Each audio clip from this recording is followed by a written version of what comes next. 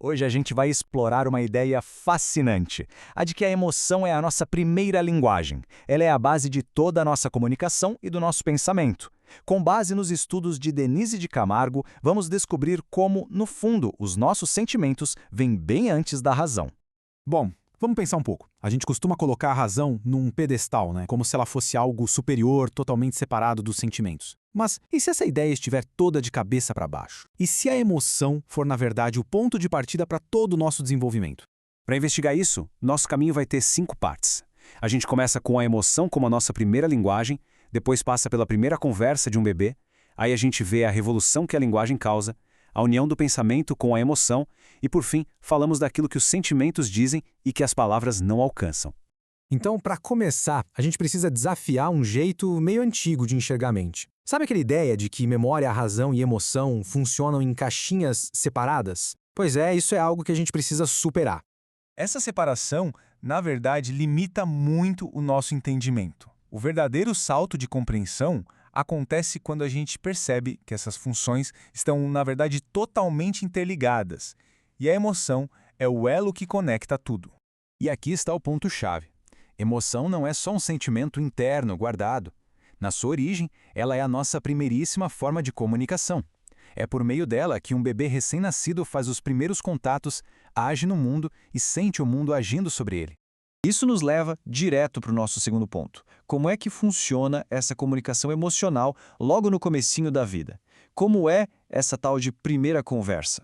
O motor por trás dessa primeira conversa é um conceito chamado vinculação. O que teóricos como Zazo e Mauriu mostraram é que os bebês têm uma necessidade natural de se conectar com os outros, e não é só por fome ou por conforto, não. É uma necessidade de laço afetivo, de laço social.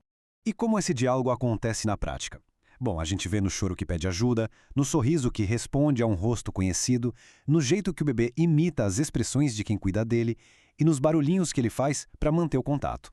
É uma conversa inteiramente emocional, quase uma pré-linguagem. E o mais fascinante disso é que essa conexão não é só pessoal. Como disse Merleau-Ponty, os pais são os mediadores com o mundo. Através desses laços emocionais, a criança não está só se conectando com uma pessoa, mas está sendo introduzida a toda uma cultura, com seus valores, suas regras e seus significados. Agora vamos avançar para uma etapa que muda completamente o jogo, a chegada de uma ferramenta nova e superpoderosa, a linguagem SQUE. Olha, é muito importante entender isso aqui. A linguagem não chega e apaga a emoção. Pelo contrário, a emoção preparou o terreno. Ela é a base que torna possível o desenvolvimento da comunicação por símbolos, ou seja, por palavras. Adquirir a linguagem não é só aprender mais uma coisa. É uma verdadeira revolução. Ela reorganiza de ponta a ponta todos os processos mentais. A atenção, a memória, o pensamento, tudo é reestruturado. A emoção, que antes era uma expressão direta, bruta, agora passa a ser mediada por esse sistema novo. A palavra dá um poder incrível. Com ela, a criança consegue analisar a realidade de um jeito novo e, o que é fundamental, começa a regular o próprio comportamento. Ela deixa de ter uma reação puramente emocional para ter uma ação mais consciente, guiada pelas palavras primeiro dos outros e depois dela mesma. Depois de ver essa transformação toda, chegamos agora na mente adulta, onde essa relação entre emoção e pensamento fica ainda mais complexa e totalmente integrada. O Allon dizia que a emoção na infância tem um poder totalizador, ou seja, ela domina tudo. Já no adulto, a emoção não some de jeito nenhum, mas a expressão dela se torna mais sofisticada. Ela é mediada pela linguagem e se manifesta junto com outras funções, como a memória e o pensamento. E isso nos leva à ideia central, que Vygotsky resumiu de forma brilhante. Para ele, não existe pensamento puro. Todo e qualquer pensamento nasce da nossa motivação, dos nossos desejos, interesses, das nossas emoções. Para entender de verdade o que alguém pensa, primeiro é preciso entender o que essa pessoa sente. A emoção é a fonte de tudo. Mas será que a linguagem e o pensamento lógico são a forma definitiva de entender o mundo? Nossa última parte vai questionar justamente isso.